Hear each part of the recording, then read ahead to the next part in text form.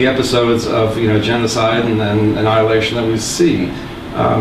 But that only, I think, reinforces the point that there are certain, can't say, moral imperatives that are, still as valid today as they were in antiquity, and those values have to be perpetuated, and have to be strengthened, and have to be taught. I don't think any of the four of us necessarily disagree with that. I understand that. Even farther, though. So what I'm trying to say is that, true, things change and circumstances change. We're living in a different world, but there are certain key elements that are immutable, and those key elements have to be at the center of any sort of a moral discussion or any metaphysical discussion. Which is, to a very great degree, why metaphysics, not necessarily yours, not necessarily this one or any alternative one, but why it's so important is because we have such a tendency in the contemporary world, our 21st century, toward moral relativism, where this concept of good and evil have actually been discombobulated to where good and evil are considered the same thing. But indeed, it's remarkable that the God and Evil book is black, and the God and Good book is white. I'm using the Crib Notes edition. I just couldn't carry that with me. But I don't know that in another context, I don't know that people would necessarily look at it that way. I'm not sure that if it wasn't that at least God and Evil has a more traditionally Jewish background, that perhaps, maybe they would have had both book covers gray. It's very colorful. Yes. I think that even contemporary times, many people, myself included, would say that good is good and evil is evil, including probably everybody at the table. And I would conjecture that from time immemorial, there were people who said it's all what you call it. People intoxicated with power might say it's all relative. Now, so that we're all agreeing that we like to believe there are absolutes. As for Jewish philosophy, Jewish philosophy is always perceived as somewhat risque. Like, where will this lead us? The joke, it might lead to mixed answer, But part of the reason it's so risque is that there's no good backstop, no good language at the end of the road which says, this is it. But there is a good backstop. Okay, that's exactly what Professor Garrin was talking about, it's halacha. Right. So the backstop is traditionally is halacha, right, or the Torah, right.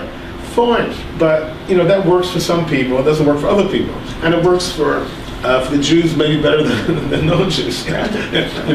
So, if you're already teaching Torah, then why get involved with Jewish philosophy if you're not quite sure where the discussion leads? Does it lead to a zone which undermines the whole Jewish Academy? So I'm saying it does not undermine the Jewish Academy, it strengthens the Jewish Academy. It strengthens the foundation of the Jewish Academy. Right. That brings me two thoughts, just as you were saying that, two thoughts popped in my head. I once mentioned to a colleague of mine that Judaism ultimately is a fighting religion. Why? Because we're always arguing. Who are we arguing with? We're arguing with anybody. We argue with each other, right? You get two Jews together, they have three opinions. Yeah. But we even argue with God. What does Israel mean? The name Israel, Yisrael. We just a few weeks ago read that in Shul. The wrestler. He who wrestles with God and overcomes him. Abraham. I was mentioning exactly. Throwing back at God, shall the doer of justice not act justly? Throughout biblical literature, throughout Talmudic literature, there are constant points. There's been slightly telescoped special on PBS last year, I think 2 years ago. God on Trial, I think. I don't remember the exact title of the show, but it dealt with the subject of a Din Torah, a traditional rabbinical court that was brought together. The actual historical court took place in Italy in 1946, and where they tried God. They said, look, you have a lot of answers. This is like Ricky We'll see, you've got lots of explaining to do. You know, God, you've got to answer for the fact that you made certain commitments in your covenant with us, and you didn't keep them. And by the way, just before you jump in, because I'm more than happy to hear what you have to say, but they found God guilty, and they weren't afraid of God it. is always guilty in these trials. Whenever the rabbis take on God, one thing you can bet on is that God is going to lose. Well, he didn't mount much of a defense. So. Well, it's like that's what afraid to Shabbos, right? Yeah. If you're going to bring the action. It's a famous story about the Rabbi Levi Yitzchak of Berditchev, who brings, no, it's a different story, but he was the famous one who was arguing with God and debating with God. And he says to God on Yom Kippur, he says, "Dear God," he says, "you know, this year, you have to write everybody in the good book." Okay. And this year you cannot write anybody in the bad book.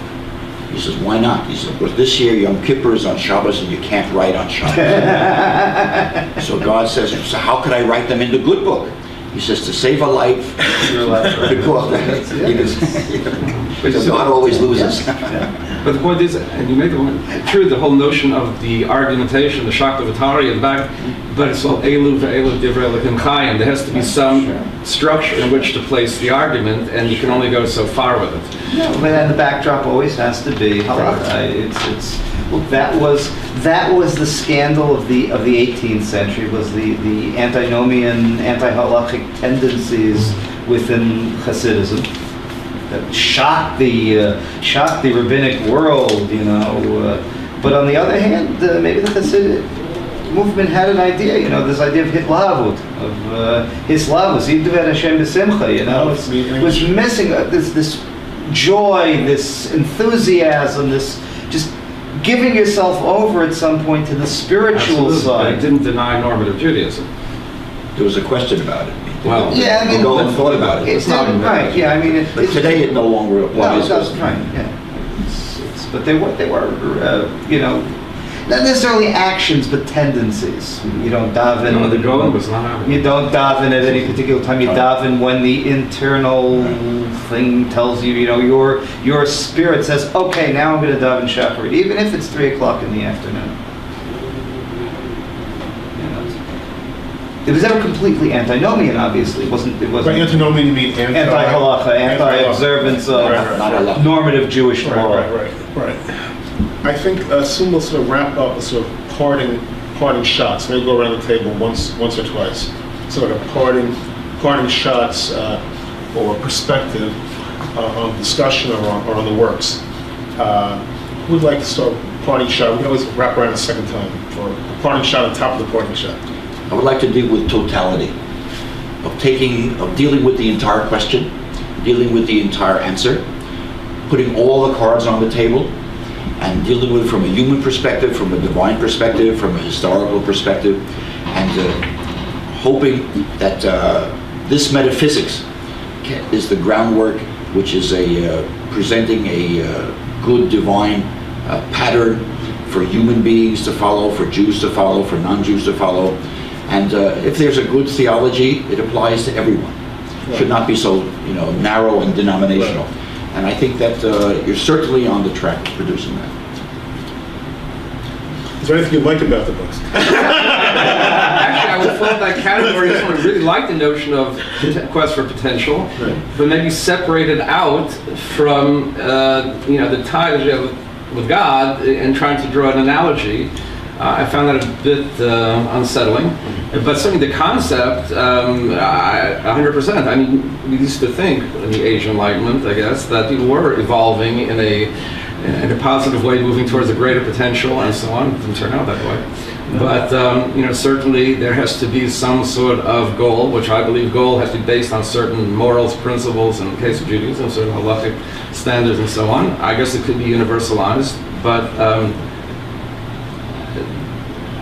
Judaism is a very unique belief system, and I don't think it works outside of, for Jews anyway, it doesn't work outside that, you know, that format or that paradigm, you know, of halachic man. But certainly, I could see the universal application.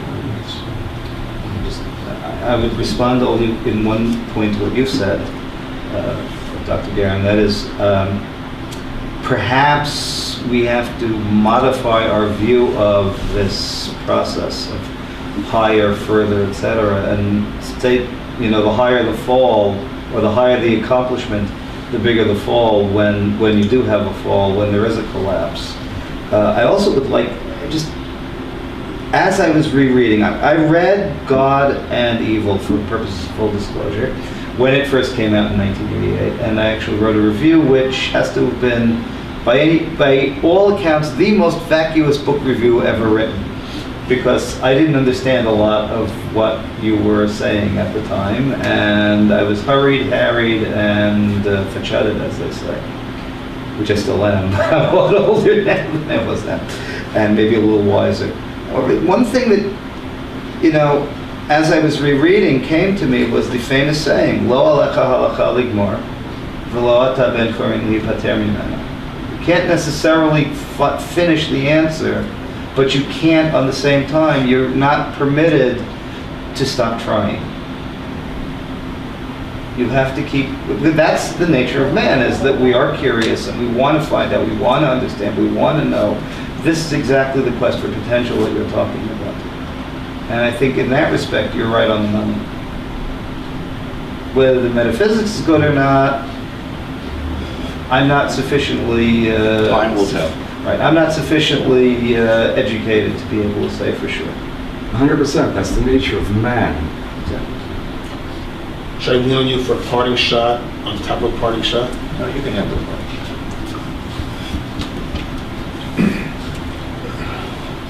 Sum it up. I never heard good answers to these key questions growing up. I went to the lectures, I read the articles. Then I finally went to Harvard Hillel, frankly, Friday nights, and they had top guns in the Jewish world, one after the other. And nobody gave a satisfying, even attempted response.